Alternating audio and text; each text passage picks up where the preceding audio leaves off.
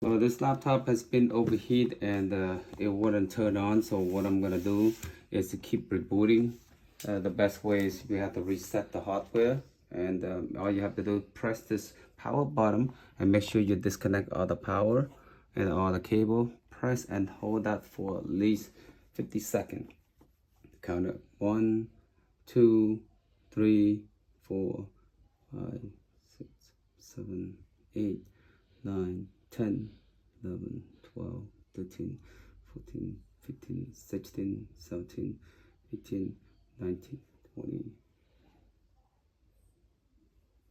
26, 27,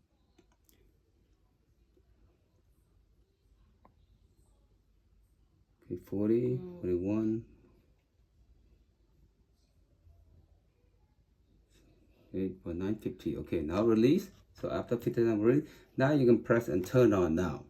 And this basically will reset all the hardware back and make sure that it will clear all the memory, anything that hardware fail or the fan might be, will clear off, and all the noise that you have on here. So it's booting up right now. Okay.